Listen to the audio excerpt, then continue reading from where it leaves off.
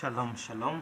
Bwana Yesu apewe sifa. Mpendwa mfuatiliaji, mwanafunzi mwaminifu Yesu Kristo kupitia channel yako pendwa Goshen One Injili na Fuda TV.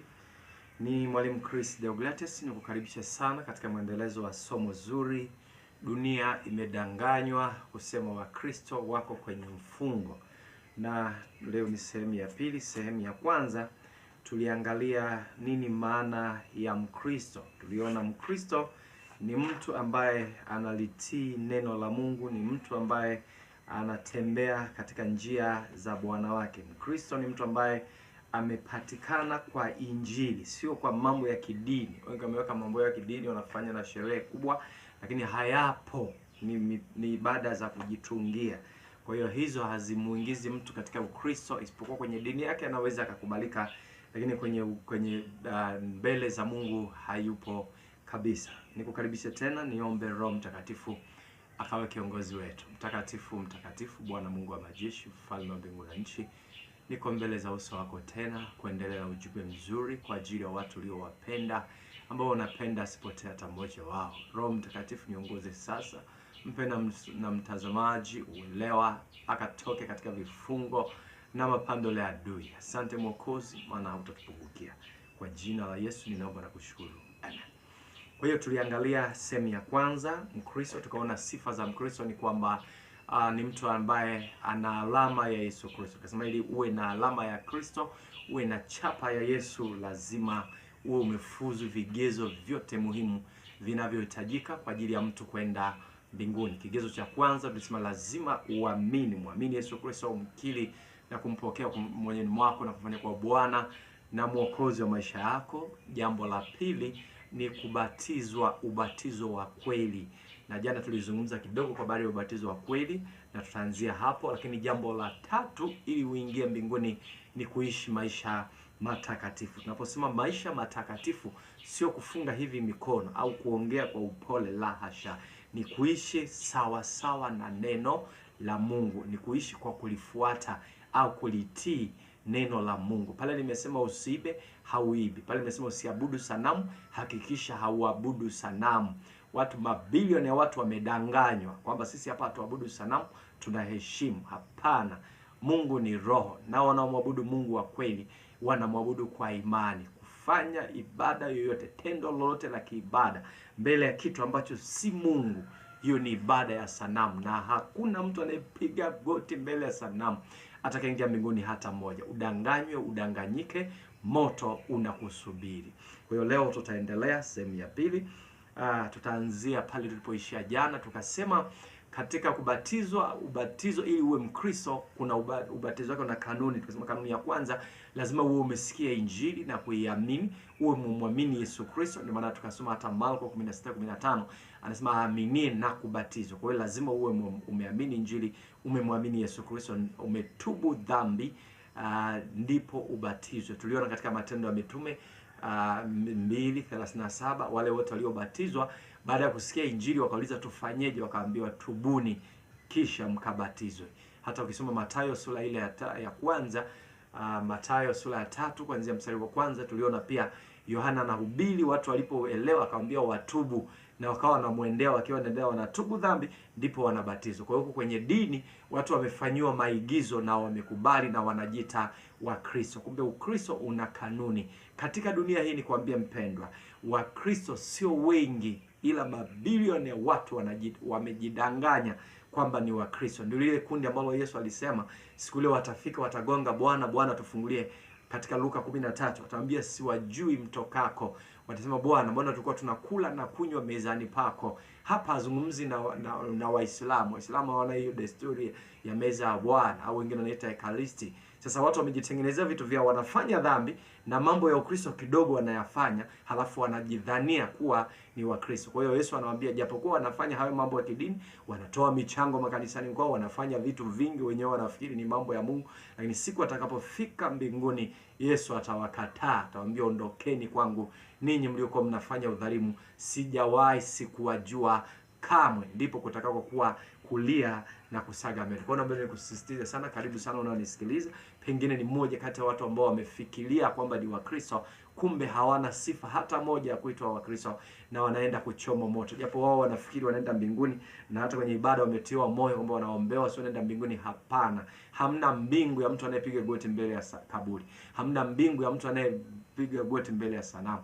Hakuna mbingu ya mtu aliyebadilishiwa ubatizo, akabatizwa kwa ubatizo wa kuzimu alafu aingie mbinguni. Ni kitu ambacho hakipo. Kwa naomba unisikilize sana mpendwa mtazamaji na msikilizaji, na usiache kushare hii video kwa mabilioni ya watu ambao bado wako nje ya neema ya wokovu, lakini watu wao wamewadanganya kwamba ni Wakristo na wanatarajia mbingu, kumbe wanakwenda kuchomwa moto. Kwa sifa ya kwenye ubatizo tulisema ni hizo, abatizwe katika maji tele kusawili kaburi la Yesu. Unapobatiza ni kuzika. Kwa hiyo mwili mzima wa muhusika unatakiwa uzamishwe kwenye maji, sio sehemu. Huu ubatizo wa vikombe sio wa visima, ni adui ameuleta kwa ujanja duniani, na watu wanabatizwa wanafikiri wanaingia kwenye majina yao yanaandikwa mbinguni, kumbe yanaandikwa kwenye kitabu cha joka kuu. Jambo la 5 tulisema abatizwe katika maji yaliyo hai. Maji yaliyo hai maana yake ni maji yanayotembea katika chanzo chake cha asili, sio maji ya kwenye swimming pool, sio maji ya kwenye kisima, na sio maji ya kwenye kikombe. Haya maji ya ubatizo wa visima, baada ya shetani kuona wengine wamekimbia ubatizo wa vikombe, akakaa chini akabuni huo wa visima. Hata hao wanaoenda kumwabudu ibilisi wengi wanaapishwa kwenye kaburi. Kwa hiyo wanabatizwa kwa ubatizo. Kwa hiyo ndio mmiliki, ni hati miliki ya shetani. Kwa hiyo unaibatiziwa yote kwenye kisima, yeye atakudai kwa nguvu ya hati miliki. Ni kama vile wanawake wote wanaojipamba, wanavaa hereni, sucheni, wote hawaingii mbinguni, kwa sababu wanapotaka kuingia mbinguni Yezebeli anawashtaki kwa nguvu ya haki miliki kwamba yeye ndio mwanzilishi. Katika Wafalme wa Pili 9 mstari wa 30, aliposikia ameingia katika mji, akajipamba, akapaka wanja machoni mwake, akapamba nywele zake, akavaa kikaba, akaenda akachungulia dirishani. Kwa hiyo mwanamke yote anayejipamba, anayevaa hereni, sio ni mchungaji kwenye makanisa ya wokovu wa bandia. Hakuna watu, makanisa yamejaa watu sio wanaenda kuserebuka, lakini mbinguni hakuna anayeingia hata mmoja. Kwa hiyo naomba nikusisi sana usikilize ujumbe mpaka mwisho, na usiache kushare kwa ndugu zako unaowapenda. Kwa lazima batizwe katika maji yaliyo hai, sio maji ya kisima wala sio maji ya kikombe. Ni maji yaliyo katika chanzo chake, maji yanayobubujika katika chanzo halisi. Na abatizwe, jambo la msingi na kuliko mengine ni abatizwe kwa jina la Yesu. Hapa naomba nisisitize sana, hata kwa wale walioaminishwa kwamba wameokoka, kama umebatizwa kwa utatu, yani kwa jina la Baba na la Mwana na la Roho Mtakatifu, basi ujue umebatizwa kwa ubatizo wa kuzimu, sio ubatizo wa kweli. Kwa hiyo hauna nafasi mbinguni. Naomba nisisitize hicho kitu. Kuna watu wataalamu wa kufundisha, wana makanisa makubwa, lakini watu wao hawaingii mbinguni. Nafikiri umeshuhudia hata ule ushuhuda wa mtumishi Aston, anazungumza kama wale washirika wa Nabii TB Joshua. Alikuwa na watu wengi, wafuasi wengi duniani, lakini hakuna anayekwenda mbinguni hata mmoja, kwa sababu aliwapoteza, kama vile Isaya 9:16 ilivyoandikwa. Kwa hiyo naomba nikusisitize sana, na labda watu wanaweza wakadadisi kidogo. Hebu tuangalie tuangalie kanisa la kwanza. Imani yetu ya Ukristo inatokana na yale mafundisho ya kanisa la kwanza. Kwa hiyo tuangalie kanisa la kwanza walibatizaje. Ukisoma Matendo ya Mitume sura ya 2 mstari wa 37, waliposikia haya wakachoma mioyo yao, wakamwambia Petro na mitume, tutendeje ndugu zetu? Petro akawaambia, tubuni mkabatizwe kila mmoja wenu kwa jina lake Yesu Kristo. Kwa hiyo hapa walibatizwa kwa jina la Yesu. Hawakubatizwa kwa jina la Baba na la Mwana na la Roho Mtakatifu. Wapi tena walibatizwa? Matendo ya Mitume sura ya 8 ule mstari wake wa 15. Anasema, ambao waliposhuka wakawaombea wampokee Roho Mtakatifu, kwa maana bado hajawashukia hata mmoja wao, ila wamebatizwa tu kwa jina lake Bwana Yesu.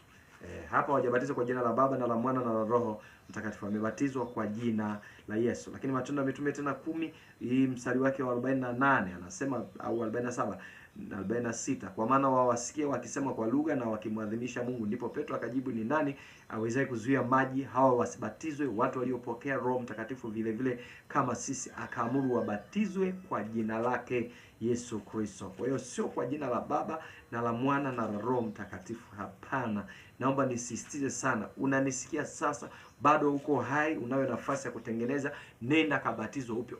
Kokote uliko unaweza katupigia simu ukaja karibu na kanisa takatifu la Uamsho Tanzania, popote ulipo, au sisi tukakufuata, lakini hakikisha unabatizwa ubatizo wa kweli. Hizi sifa zote kuanzia part 1 na hai ya part 2 ambayo tunaizungumza, hakikisha ndivyo unavyotakiwa kubatizwa hivyo. Usibatizwe kwa utatu, wala usibatizwe kwa jina la mchungaji wako. Kuna imani potofu moja, wanabatiza watu kwa majina la mwanzilishi wa hiyo imani, utakwenda jehanamu. Matendo ya Mitume 19 pia ukisoma ule mstari wa 4, Paulo akasema Yohana alibatiza kwa ubatizo wa toba, akiwaambia watu wamwamini yeye atakayekuja nyuma yake, yani Yesu. Waliposikia haya wakabatizwa kwa jina la Bwana Yesu, na Paulo alipokwisha kuwekea mikono juu yao wakampokea Roho Mtakatifu. Kwa hiyo soma popote kanisa la kwanza walibatiza, basi mtu alibatizwa kwa jina la Yesu. Kwa kuwa imani yetu imewekwa kwenye msingi wa mitume na manabii, basi kanisa lolote la kweli leo duniani litashika ubatizo wa kweli, ubatizo wa kanisa la kwanza. Ubatizo wa utatu ni Yesu alisema mkawabatize kwa jina la Baba, Mwana na Roho Mtakatifu, kwa kuwa anajua baada tu ya kuondoka kwake yuko nasi kama Roho Mtakatifu atafafanua. Ndio maana kanisa la kwanza Roho Mtakatifu alifanya nalo kazi bega kwa bega, kwa hiyo hawakukosea, walibatiza kwa jina la Yesu. Kwa hiyo wewe tunajiita Mkristo, unasema umeokoka, hakikisha umebatizwa kwa ubatizo wa kweli. Ubatizo wa kweli ndio huyu, sifa zake tumezizungumza na tunaendelea kuzizungumza. Usije ukadanganya kwamba maji ni maji, la hasha. Na mwingine mkuu wa dini nikamsikia anawaambia watu wake kwamba katika baadhi ya nyumba mbona watu walibatiza siku nzima, walibatiza watu wote pamoja na watoto. Hapana. Tulitoa mfano sana katika tafsiri ya maana hilo neno. Tukasema kama ilikuwa ni kwenda kuandikisha watu wa kupiga kura, maana mnajua wanaotakiwa ni watu wenye umri wa miaka 18 tu katika taifa la Tanzania. Kwa ukienda katika nyumba yote ukiandikisha hao, ukimaliza mwenzako akiuliza umemaliza nyumba, unasema umeandikisha watu wote? Unasema ndio, nimewaandikisha watu wote katika nyumba yao mtaa ule. Sasa hii haimaanishi na watoto wadogo wameandikishwa, hapana, kwa sababu wanaolengwa hapo ni wale tu waliofikisha miaka 18. Kwa hiyo mtu yote, kama Biblia inavyosema, asiwadanganye kwa maneno yake ya bure. Kwa hiyo sifa hiyo naomba uizingatie sana. Ili uitwe Mkristo lazima uwe umebatizwa kwa ubatizo wa kweli. Kwa nini? Kwa sababu ubatizo ni agano kati yako na Mungu. Ubatizo ni agano linalokuunganisha wewe na Yesu Kristo. Kwa kama mbatizo kwa ubatizo wa kuzimu, ujue una chapa ya mnyama, una alama ya 666 kwenye paji lako la uso. Hapa duniani unajidanganya kwamba unaenda mbinguni. Shetani anakucheka tu, anasubiri siku utakapovuta pumzi ya mwisho aje akudai na kupeleke kwenye jehanamu yake, ndio makao yake. Kwa hiyo sasa hivi unaweza kujidanganya na mtu anaweza kukufariji. Wachungaji wengi wanawafariji, wanaona aibu kuhubiri ukweli sasa, maana wamedanganya kwa siku nyingi. Sasa wanawafariji tu, hamna shida ya Christmas, uongo si na nini, mbona? Hapana.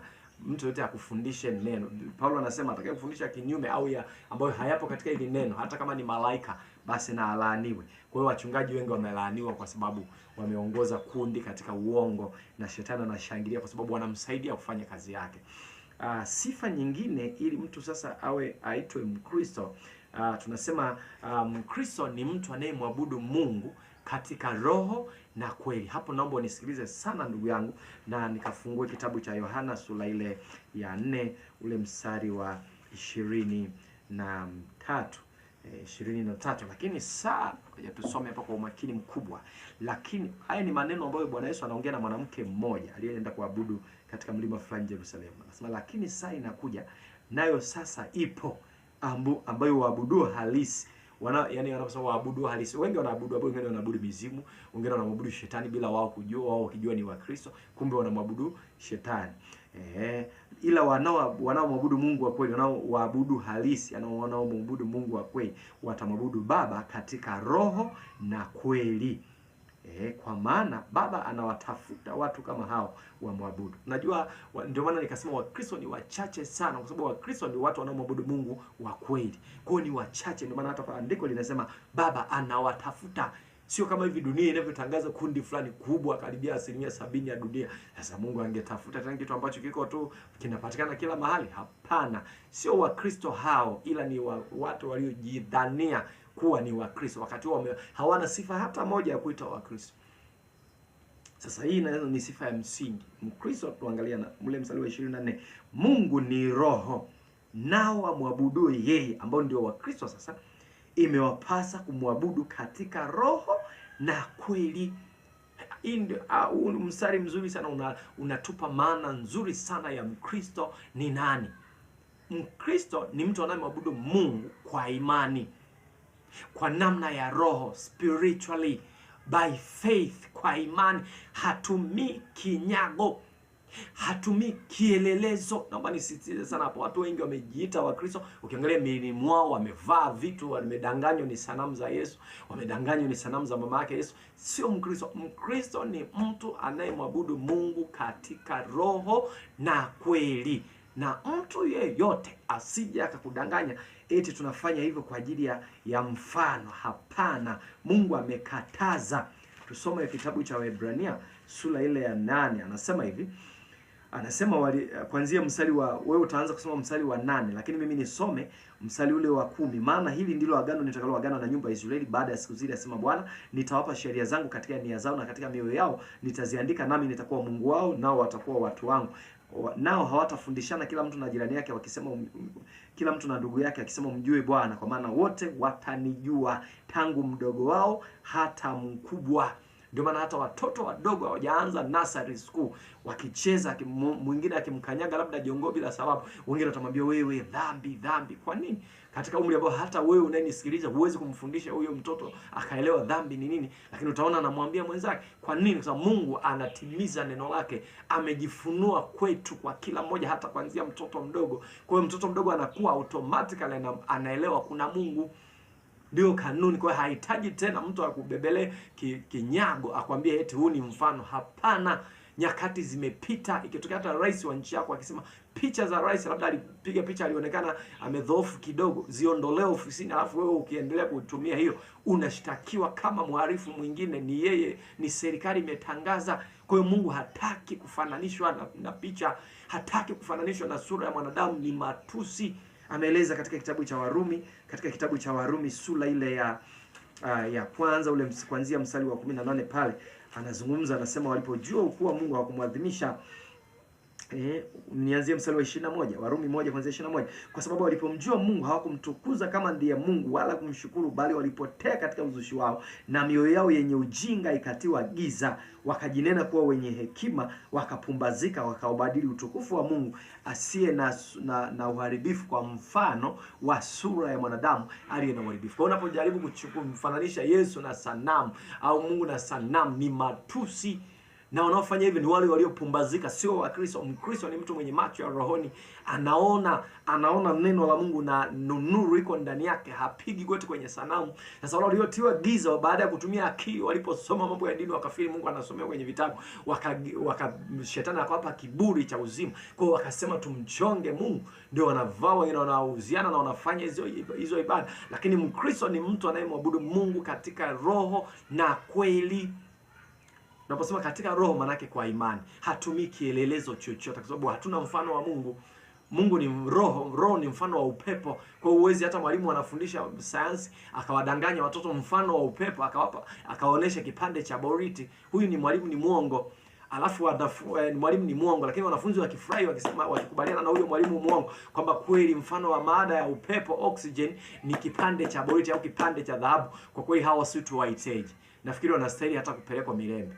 Kwa hiyo ndivyo wewe ambaye Mkristo uliyekubali kudanganywa kwamba mfano wa Mungu ni hiki kitu, wewe unafananisha na hao wanafunzi ambao wanajua mfano wa upepo, maada katika hali ya gesi ni upepo, lakini upepo sio boriti, sio kipande cha dhahabu, ila wao wakashangilia. Kwa kweli unastahili kwenda Milembe. Ndio maana katika Isaya anaambiwa hawana akili.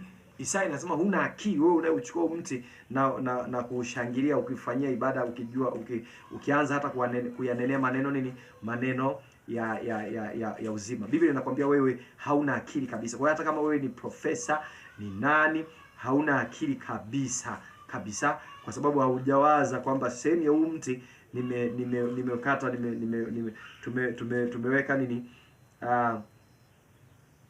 Anasema ile Isaya 44 yote ukisoma vizuri sana. Anasema hawajui wala hawafikiri, maana wamewafumba macho asione na mioyo yao wasiweze kufahamu, wala hapana hatiai moyoni, wala hapana maarifa, wala kusema sehemu ya huo mti nimeuteketeza, nimeoka mkate, nimeteketeza, nimeota moto, halafu sehemu nigeuze kuwa Mungu.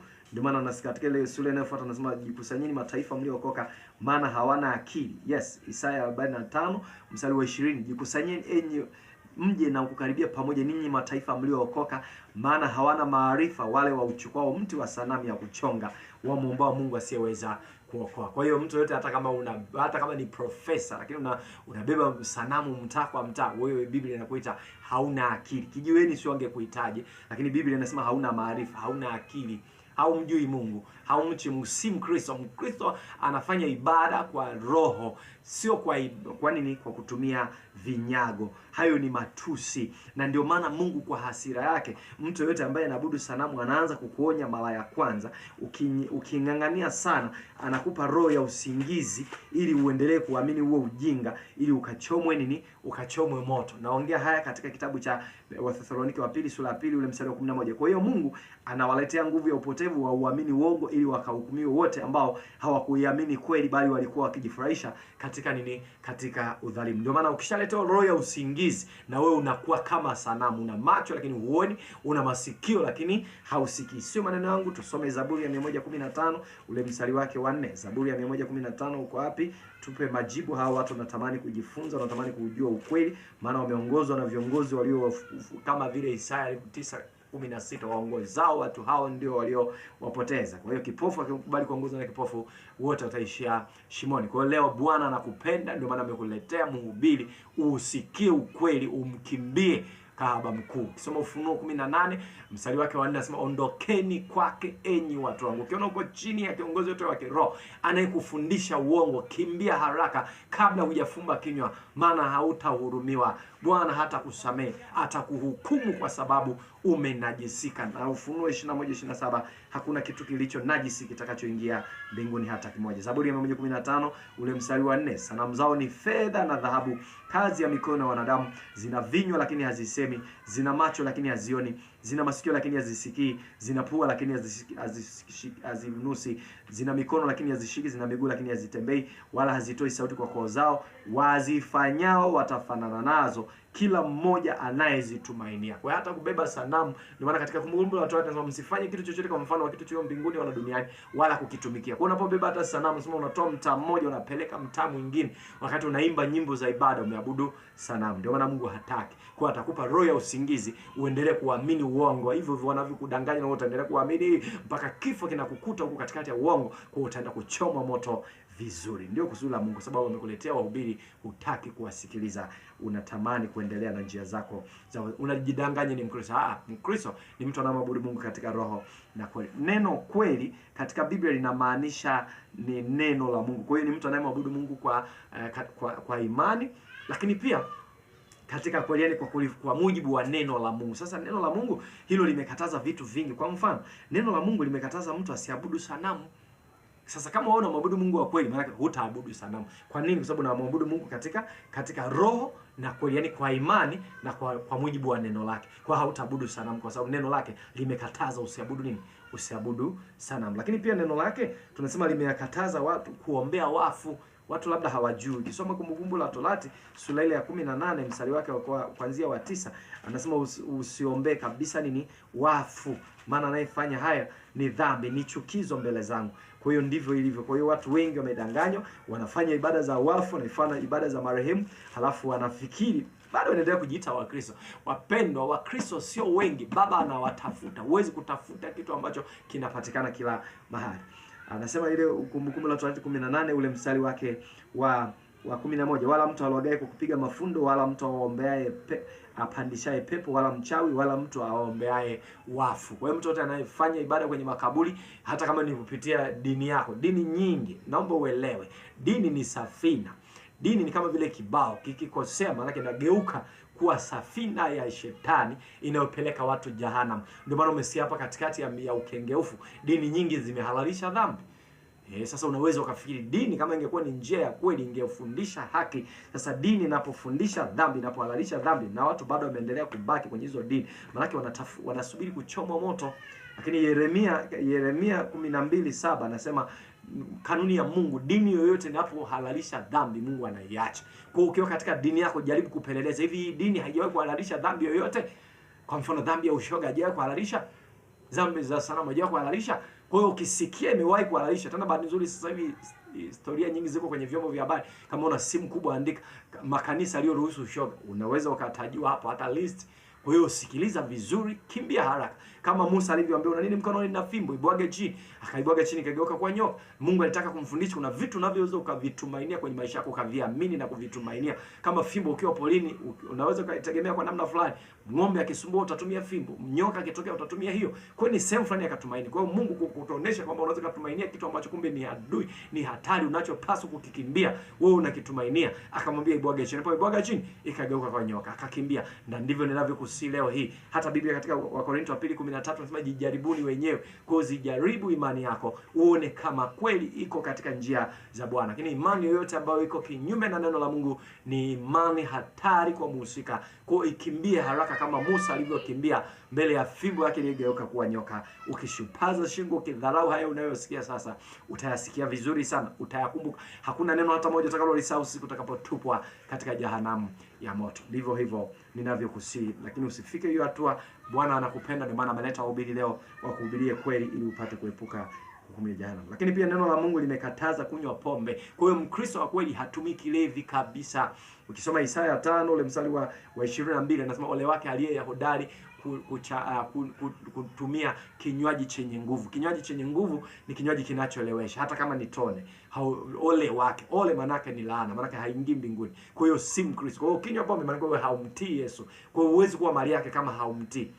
Lakini dini zinaweza zikanyamaza, zinasema kunywa kidogo si dhambi, lakini Biblia inakataza. Isaya 5:22, unaweza kusoma Efeso hata 5:18, anazungumza vizuri sana hapo. Mkristo hanywi pombe. Mkristo hagusi pombe. Kinywaji chochote chenye nguvu, hata energy drink, Mkristo hapaswi kunywa. Ndio maana unakuta zina zile alama ya 777 ikimaanisha 666. Kwa hiyo Mkristo ni mtu anayetii neno la Mungu. Ndio wanasema Yesu akija leo atamnyakua nani? Atawanyakua waliofuzu vigezo. Sio kila waliojiita wa Kristo. Mbona ni wote kama ni hivyo? Hapana, waliofuzu vigezo hao ndio wa Kristo. Wengine pengine umejiita au tumejiita kama njia zetu haziko sawa sawa na njia za Bwana. Neno pia limekataza wanawake wasivae suruali. Kumbukumbu la Torati 22:5. Anasema anayevaa suruali ni machukizo. Na wako wachungaji, nimeona mchungaji anaitwa nabii, anafundisha, wamemuuliza wakiwa kwenye makongamano, wakamuuliza tena yule mshirika, ukimsikiliza vizuri anasema mtumishi, anamuita baba. Ni kweli ni baba, lakini kama ni baba anakuhalalishia dhambi, huyo sio baba, ni anakupeleka jehanamu ya moto. Akauliza hili jambo linaposoma linanipa shida, tunapovaa suruali linanipa shida. Anasema hamna, anahalalisha. Sikiliza ule ushuhuda, andika habari ya wanawake na suruali. Nafikiri utasikia moja kati ya video, utasikia. Kwa hiyo huyo ni kipofu, na wewe unayokubaliana na maelezo yake na kuanza kuvaa masuruali, wewe na wewe ni kipofu. Yesu alisema kipofu akikuongozwa na kipofu mwenzake, wote wawili haijalishi cheo chake. Yaani kujiita nabii, kujiita sio mtume, kujiita sio ni nani, haijalishi. Biblia inasema nabii huwatii manabii. Kwa hiyo ukiona nabii wa leo wa kweli wa Mungu hatapingana na neno. Ukiona nabii wako anakuletea suruali mvae hata madhabahuni kwaya, ujue huyu si nabii wa kweli, ila amejiita. Kwa sababu shetani, Biblia inasema shetani mwenyewe hujigeuza akawa mfano wa malaika wa nuru. Bila shaka hata watumishi wake nao. Wengine wanafanya kwa kujua, ni mawakala kabisa, wameletwa duniani kwa kusudi maalum la kupoteza washirika, lakini wengine hawajui, ila kupitia mafundisho potofu wanalipoteza nini? Kundi. Ndio maana leo weko makanisa mengi ya wokovu bandia. Ndio maana Bwana amenua watumishi wahubiri kila mahali injili ya utakatifu, ili watu waache mawigi, waache Krismasi, waache mapambo, waache kujiremba, waache kupaka wanja, kazi ya Yezebeli. Wewe mwanamke sio mama mchungaji, mama askofu, sio ni nani, unaningiza mahereni mpaka mabegani, umevaa mawigi.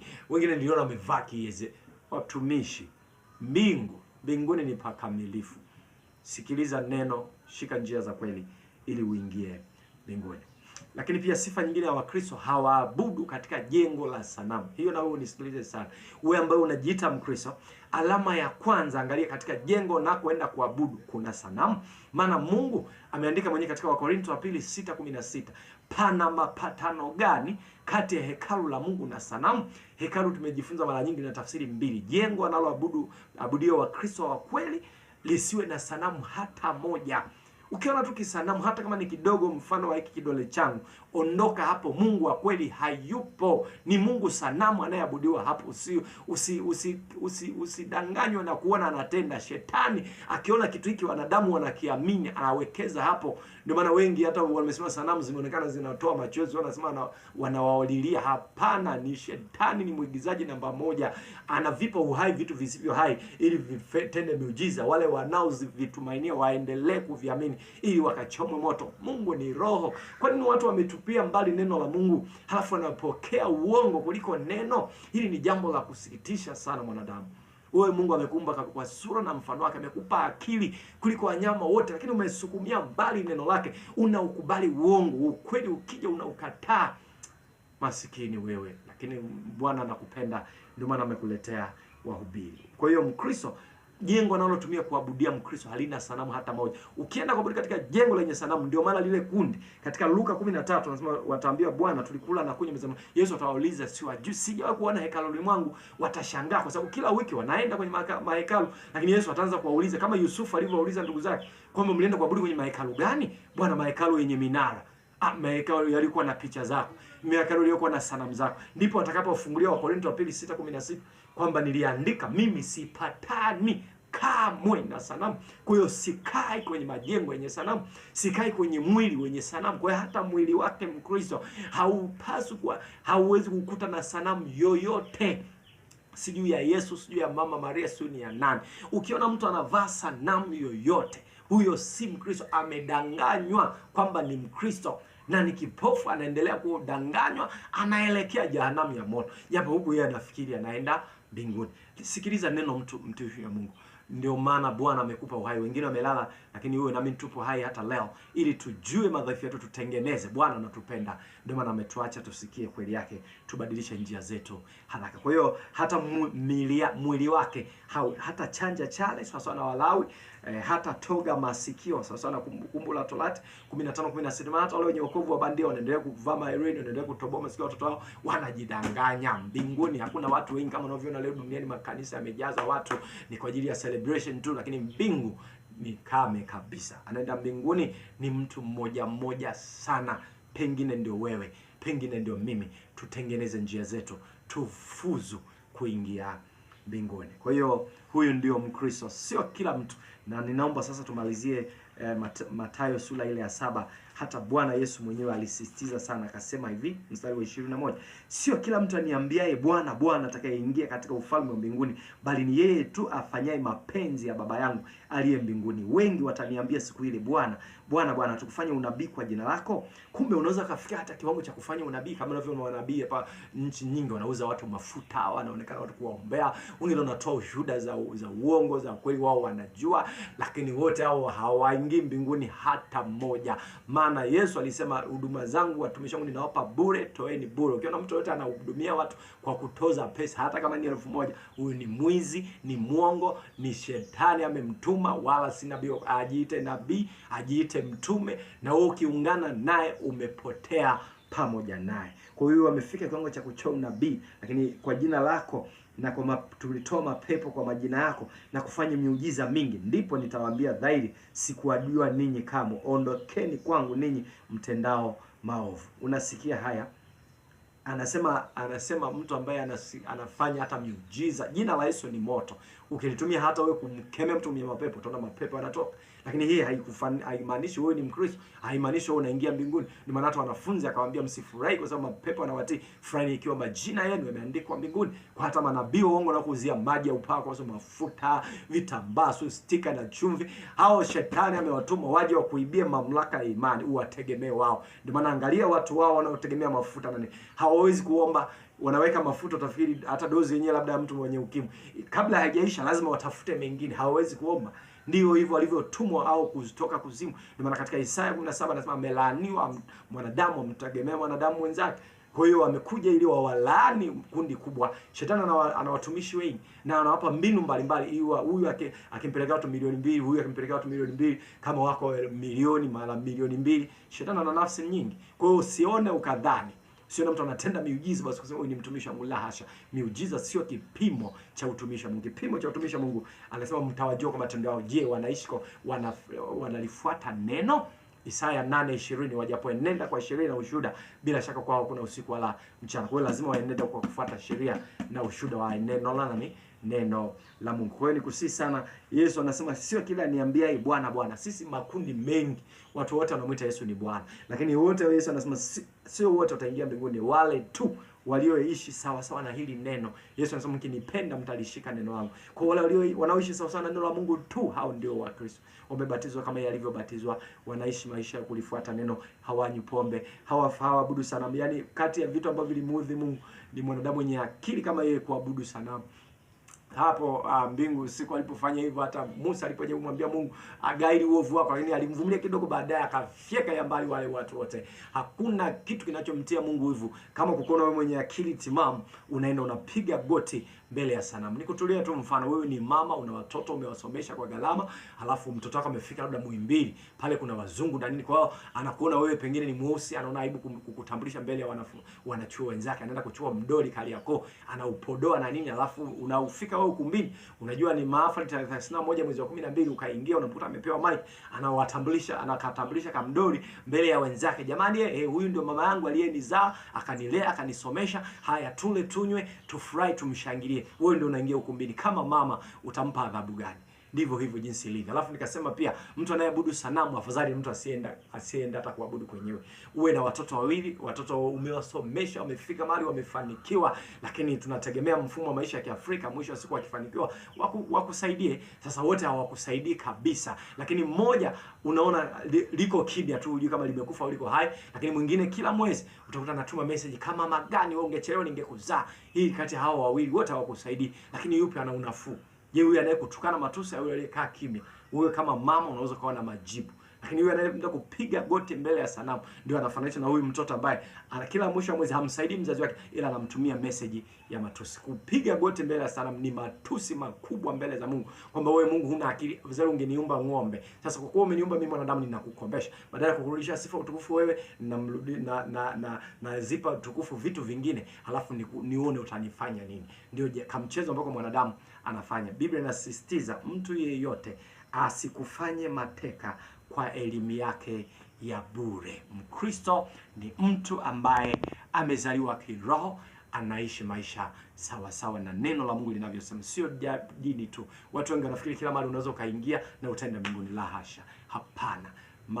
Kanisa la kweli sasa ni adimu sana, na Wakristo wa kweli sasa hivi wameadimika sana duniani. Ndio maana Bwana Yesu aliuliza, je, atakapokuja mara ya pili mwana wa Adamu ataikuta imani ya kweli duniani? Makanisa, madhehebu yako mengi kuliko hata vyama vya kisiasa, lakini imani ya kweli imeadimika. Pengine ni wewe Bwana amekuletea ujumbe ili ubadilishe njia zako sasa. Ninakusihi neno moja, usishupaze shingo, tii neno, fanya mabadiliko, maana nyakati zimefika mwisho. Bwana anakupenda. Karibu sana kupitia comments. Pengine una uhitaji wa kubatizwa, ubatizo wa kweli, nimekukaribisha sana popote ulipo. Pengine ni mchungaji, uko kwenye mfumo ambao hukubaliani nao, lakini unatamani kumwabudu Mungu, kumtumikia Mungu katika kweli yote. Basi tunakukaribisha popote ulipo. Ni Kanisa Takatifu la Uamsho Tanzania. Pitia comments, tunaweza tukawasiliana nawe kokote uliko. Bwana atakubariki, utaenda kumtumikia Mungu katika roho na kweli. Shalom, shalom.